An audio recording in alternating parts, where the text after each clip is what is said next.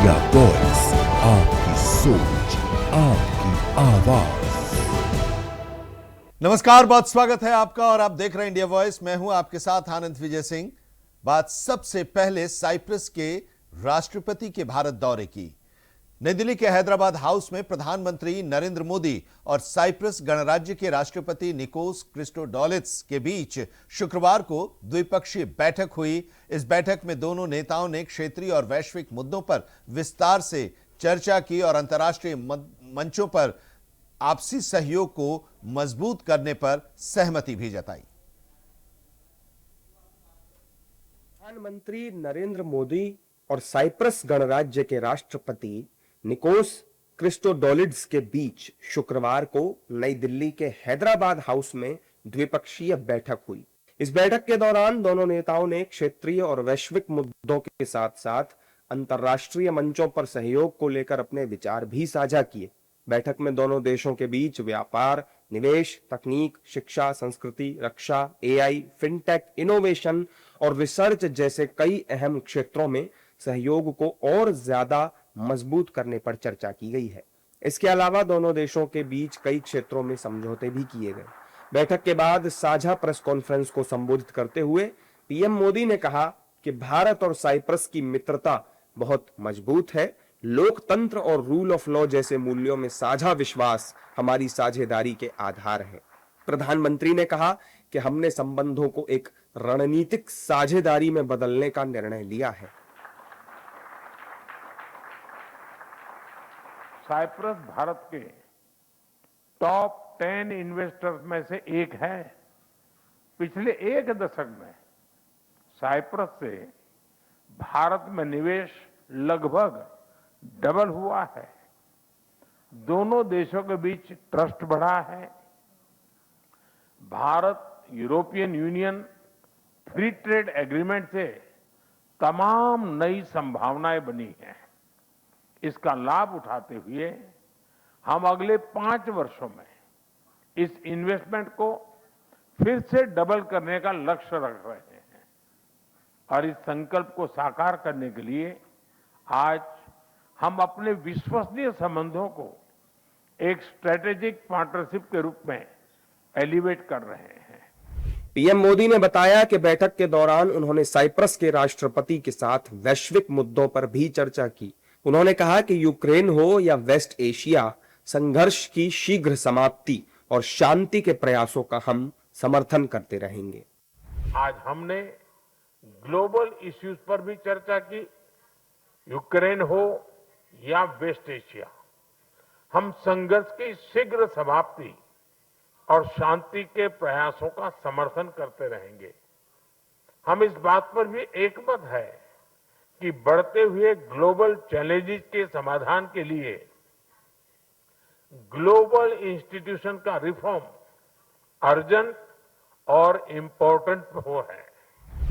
PM Modi ने कहा कि भारत और साइप्रस के संबंध समय की कसौटी पर बार बार खरे उतरे हैं और रणनीतिक साझेदारी बनने से इन संबंधों को नया एम्बिशन और नई स्पीड मिलेगी। उन्होंने कहा कि दोनों देशों ने संबंधों को और मजबूत बनाने के लिए माइग्रेशन और मोबिलिटी समझौते और सामाजिक सुरक्षा समझौते पर सहमति बनाई है। साथ ही उच्च शिक्षा और संस्कृति के क्षेत्र में भी समझौते किए जा रहे हैं। जाहिर है कि साइप्रस के राष्ट्रपति गुरुवार को नई दिल्ली पहुंचे थे। राष्ट्रपति क्रिस्टोडोलिड्स राष्ट्रपति द्रौपदी मुर्मू से भी मुलाकात करेंगे। राष्ट्रपति मुर्मू ने उनके सम्मान में आधिकारिक भोज का भी आयोजन किया है। दिल्ली में प्रधानमंत्री आवास पर प्रधानमंत्री नरेंद्र मोदी और पश्चिम बंगाल के मुख्यमंत्री शुभेंदु अधिकारी की मुलाकात हुई और इस अहम बैठक के बाद राजनीतिक हलकों में चर्चा का दौर भी शुरू हो गया है। मुलाकात के दौरान विभिन्न मुद्दों पर बातचीत हुई। आधिकारिक रूप से हालांकि विस्तृत एजेंडा बातचीत का सामने नहीं आया है, लेकिन माना यह जा रहा है कि मुख्यमंत्री बनने के बाद ये औपचारिक मुलाकात प्रधानमंत्री के साथ शुभेंदु अधिकारी की रही और इसके साथ ही मंत्रिमंडल का विस्तार भी करना है और कई फैसले जो सरकार बनने के बाद शुभेंदु अधिकारी ने लिए हैं पश्चिम बंगाल में, उसके बारे में भी प्रधानमंत्री को अवगत कराया और प्रधानमंत्री ने भी इस बातचीत के दौरान जरूर उन्हें बताया होगा कि जो वादे किए गए हैं उन वादों को पूरा करना, पश्चिम बंगाल में लॉ एंड ऑर्डर को स्थापित करना, कानून के राज को स्थापित करना, ये प्रमुख चुनौती है और केंद्र की जो योजनाएं हैं वो योजनाएं वहां पर धरातल पर उतरे और उसका लाभ लोगों को मिले।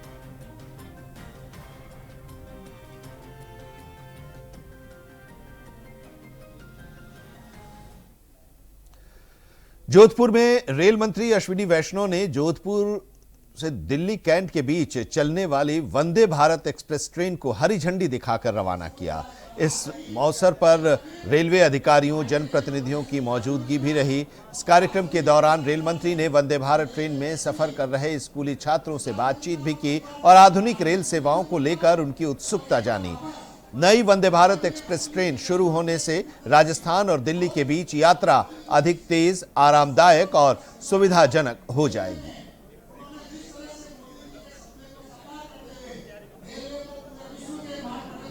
सबको राम राम। आज जोधपुर से दिल्ली की जो वंदे भारत ट्रेन है, इसका 8 कोच से अपग्रेडेशन करके 20 कोच की गाड़ी बनाया जा रहा है। जैसा कि आप सब जानते हैं, वंदे भारत बहुत ही एक पॉपुलर ट्रेन है। करीब जब से चालू हुई जोधपुर से दिल्ली, तब से इसकी पॉपुलैरिटी इतनी रही, 150% से अधिक इसका रहता था ऑक्यूपेंसी। तो अब इसको 8 कोच से बढ़ाकर 16 कोच डायरेक्ट करने के बजाय सीधा डायरेक्ट 20 कोच में कन्वर्ट कर दिया गया है। साथ ही साथ आज जैसलमेर से अहमदाबाद की सर्विस भी शुरू होगी और जोधपुर में नई गाड़ियां शुरू हो सके, जोधपुर से नई गाड़ियां शुरू हो सके, जो पश्चिमी राजस्थान का बहुत एक महत्वपूर्ण केंद्र है, यहाँ से नई गाड़ियां शुरू हो सके, इसके लिए एक कोचिंग टर्मिनल की व्यवस्था भी जोधपुर से होगी भगत की कोठी में। और जैसलमेर में भी आज एक कोचिंग केयर सेंटर चालू होगा, जिससे कि पश्चिमी राजस्थान से गाड़ियां शुरू हो सके। आप सब जानते हैं, विगत कुछ समय में जोधपुर से चेन्नई के लिए, पुणे के लिए, साथ ही साथ हैदराबाद के लिए कई नई गाड़ियां शुरू हुई है। तो ये सब जो नई फैसिलिटी शुरू हुई है, इसका लाभ सभी निवासियों को मिल रहा है पश्चिमी राजस्थान के। और आने वाले समय में हरिद्वार की एक जो बहुत बड़ी डिमांड है, उसके ऊपर भी काम चल रहा है। आने वाले समय में वो डिमांड भी पूरी होगी। धन्यवाद।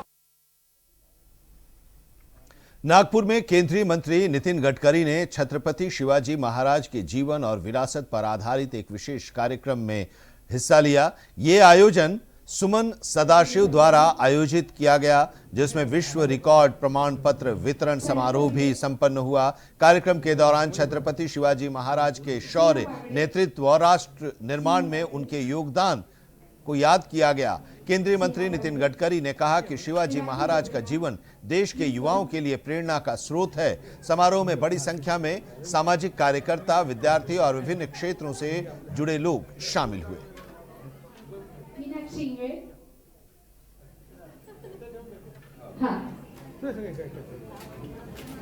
सुनील केरेकर सर,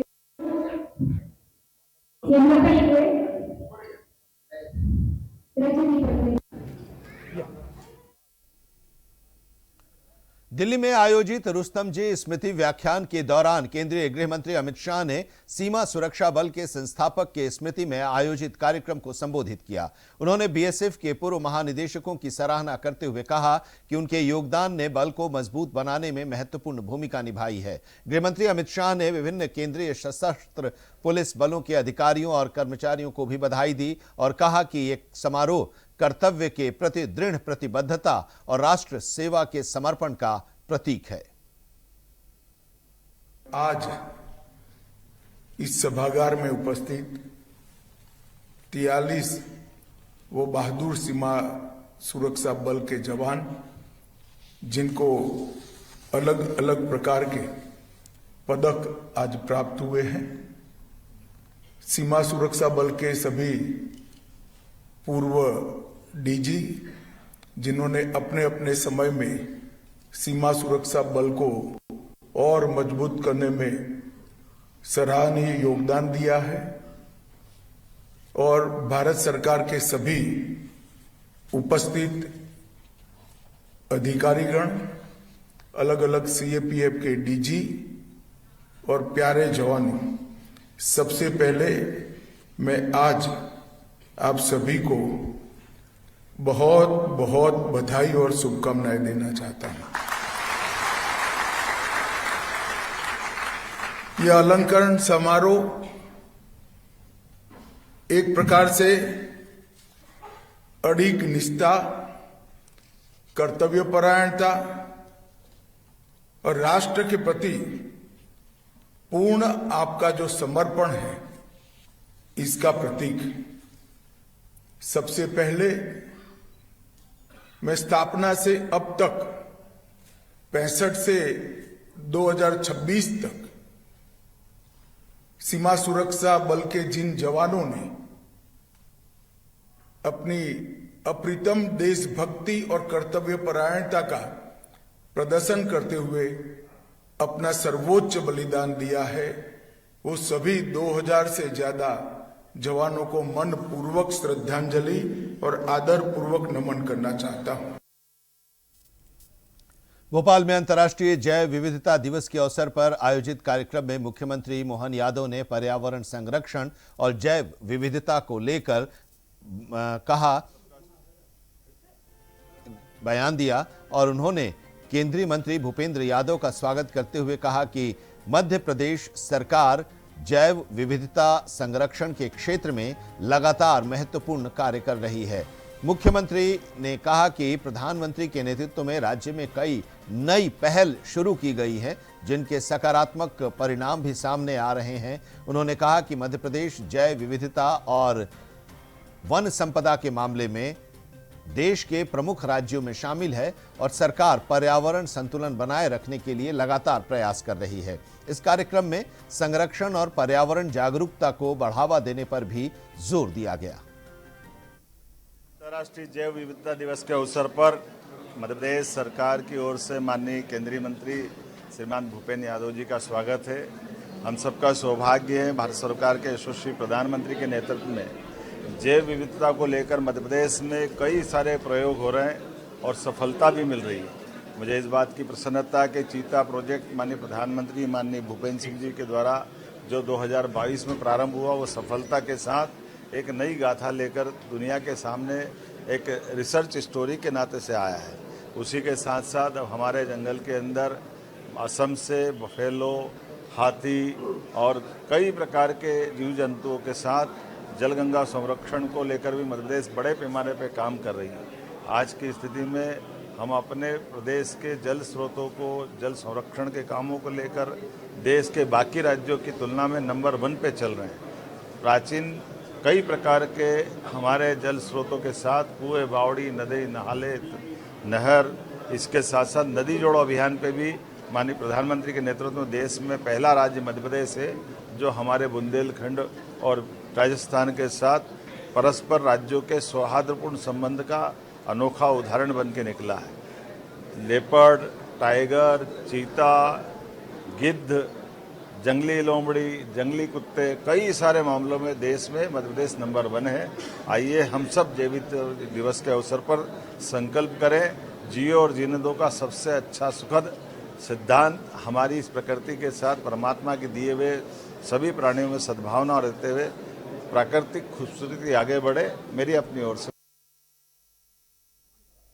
और यहां पर एक ब्रेक के लिए रुकते हैं। ब्रेक के बाद भी खबरों का सफर जारी रहेगा।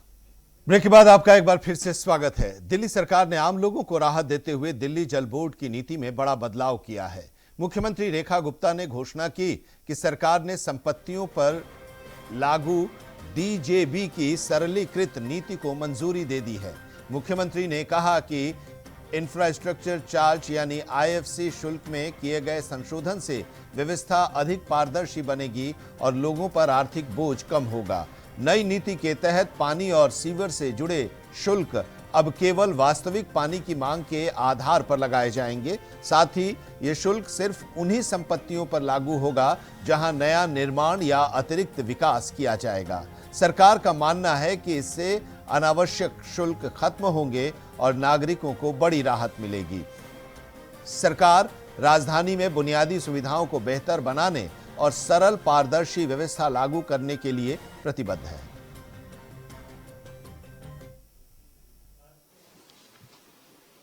आज एक बहुत बड़ी घोषणा दिल्ली के लोगों के लिए बहुत बड़ी खुशखबरी माननीय मुख्यमंत्री जी लेकर आई है। 2 दिन पहले जल बोर्ड की बैठक में और जो हमारे संकल्प पत्र का हिस्सा भी था, हमारा वायदा था दिल्ली की जनता से कि हम आईएफसी चार्जेस को न्याय संगत करेंगे। 2019 के बाद में आम आदमी पार्टी की सरकार ने, केजरीवाल जी ने, कोई व्यक्ति अपना नया घर बनाता था 200 मीटर तक के नीचे के घर का कोई चार्ज नहीं था, मगर एकदम से आम आदमी पार्टी की सरकार ने रेट को 5 गुना कर दिया, 6 गुना कर दिया। कि बेहतर सुविधाएं मिले, इसके लिए हम काम कर रहे हैं। जो सिस्टम हमें मिला था पिछली सरकार के द्वारा, वो पूरी तरह से अस्त व्यस्त था। ना दिल्ली में पानी की लाइनें, ना सीवर की लाइनें, ना मेंटेनेंस, यहां तक कि बिलिंग का भी पूरा डिजिटल सिस्टम पूरी तरीके से करप्ट था। उसमें कहीं कोई लोगों को बिल भी नहीं जा पा रहे थे सही तरीके से। किसी का कितना बिल आ रहा था, एनॉर्मसली लोगों के बड़े हुए बिल पहुंच रहे थे, तो सब एस्टिमेटेड उस पर चल रहा था काम। एक्चुअल बिलिंग कितनी थी, किसके पास क्या जा रहा था, उसका भी कोई हिसाब किताब नहीं था। और इन्हीं सब परेशानियों से दिल्ली की जनता जूझ रही थी। जो आपने, हमारे जल मंत्री परवेश जी ने बताया कि इंफ्रास्ट्रक्चर जो चार्जेस थे वो भी इतने बड़े थे कि लोग उसको ना जमा कराना पड़े, उसके लिए अलग अलग रास्ते खोजते थे और कहीं ना कहीं उसमें गड़बड़ियां चलती रहती थी, कोई उसको देखने वाला नहीं था। नीचे के लेवल पे उसको लेकर के करप्शन भी रहता ही होगा। लोग अपने जुगाड़ बनाने में अधिकारियों के साथ में मिल करके सिस्टम को खराब करने की कोशिश भी कर रहे होंगे, परेशान भी हो रहे होंगे। लखनऊ में डिप्टी सीएम ब्रजेश पाठक ने जनगणना प्रक्रिया को लेकर महत्वपूर्ण जानकारी देते हुए बताया कि पूरे देश में जनगणना का काम शुरू हो चुका है। उत्तर प्रदेश में भी ये प्रक्रिया प्रारंभ हो गई है। डिप्टी सीएम ने कहा कि उन्होंने स्वयं भी ऑनलाइन माध्यम से जनगणना प्रक्रिया में हिस्सा लिया। फिलहाल राज्य में घरों की गिनती का कार्य चल रहा है। प्रदेश के सभी नागरिकों से उन्होंने अपील की कि वे जनगणना में सक्रिय रूप से भाग लें और अपना पूरा सहयोग सुनिश्चित करें। ब्रजेश पाठक, जो कि उत्तर प्रदेश की सरकार में डिप्टी सीएम हैं, उन्होंने कहा कि जनगणना एक महत्वपूर्ण राष्ट्रीय प्रक्रिया है जो नीतियों और योजनाओं के निर्माण में अहम भूमिका निभाती है।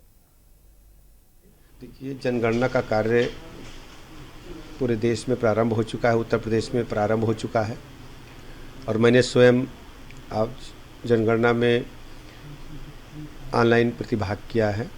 अभी मकानों की गणना चल रही है और इसके उपरांत नेक्स्ट स्टेप का कार्य प्रारंभ होगा।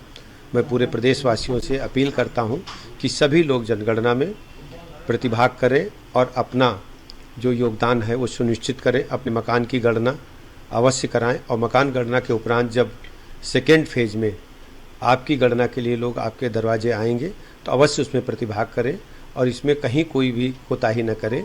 जनगणना देश के लिए बहुत ही आवश्यक है, उसके उपरांत ही आगे की कार्रवाई संपन्न हो सकेगी। मैं जनगणना कार्य में लगे सभी अधिकारी कर्मचारियों को बहुत बहुत बधाइयाँ और अभिनंदन देता हूँ। बिहार में एनकाउंटर को लेकर राजनीति तेज हो गई है। तेजस्वी यादव ने राज्य सरकार पर जातीय एनकाउंटर कराने का आरोप लगाया है। उन्होंने दावा किया कि एक विशेष समुदाय को निशाना बनाया जा रहा है। इस बयान पर पलटवार करते हुए बिहार के मुख्यमंत्री सम्राट चौधरी ने तेजस्वी यादव के आरोपों का करारा जवाब दिया है। सम्राट चौधरी जी से क्या विशेष जात देकर के एनकाउंटर करा रहे हैं? तो मैं तो पुलिस वाले को कहूंगा, भाई पूछो, जाति पूछकर ही गोली चलाइएगा, इसे मत चलाइए। बिहार में एनकाउंटर को लेकर सत्ता पक्ष और विपक्ष के बीच सियासी बयानबाजी तेज हो गई है। बिहार में बीते 2-3 दिनों में बदमाशों और पुलिस के बीच मुठभेड़ में अलग अलग जिलों में कई हाफ एनकाउंटर हुए हैं।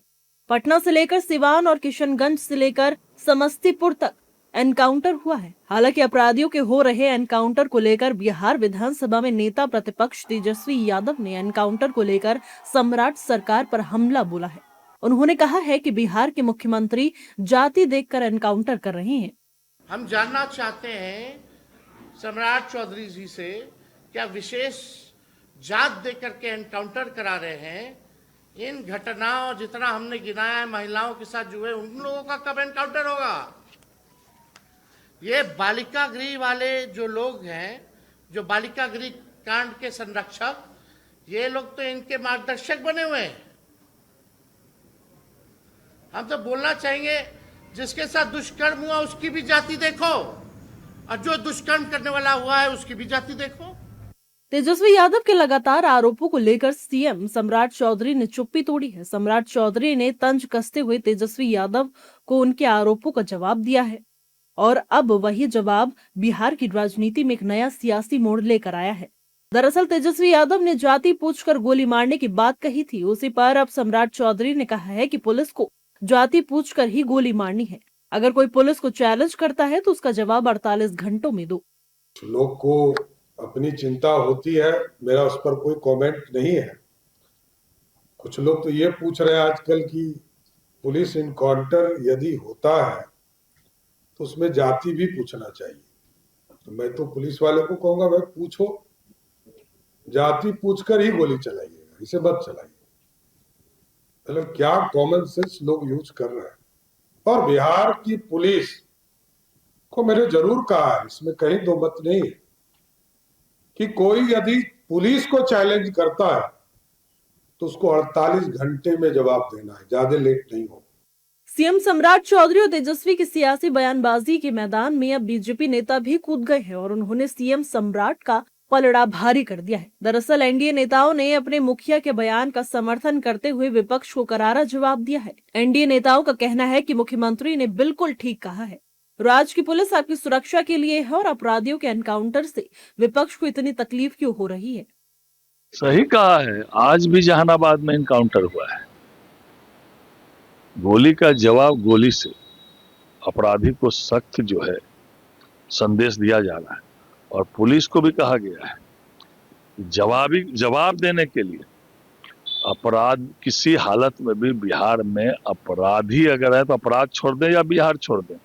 माननीय मुख्यमंत्री जी ने कल पुनः दोहराया है कि किसी हालत में भी जो है अपराध की घटना बिहार में घटेगी तो यह बर्दाश्त के नहीं होगा और अपराधी को जवाब भी देना है। हमारी सरकार की जीरो टॉलरेंस नीति और कड़ाई से इसका पालन किया जाता है। देखिए, सम्राट चौधरी जी ने जो कहा है वो बिल्कुल स्पष्ट है कि यहाँ अपराधियों की जात पूछकर पुलिस गोली नहीं चलाती है।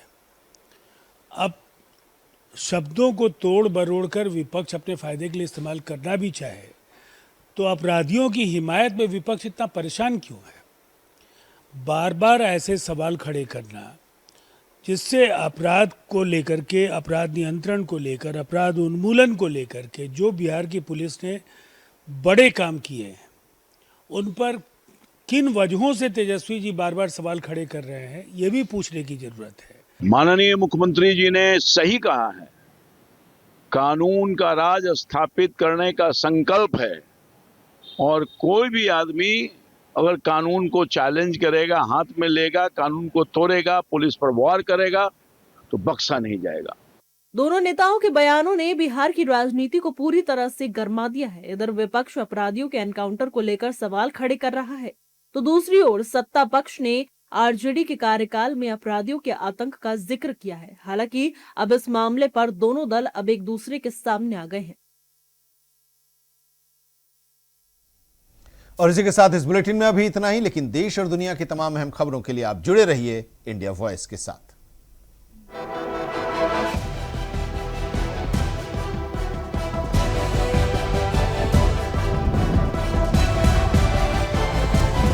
इंडिया वॉइस, आपकी सोच, आपकी आवाज।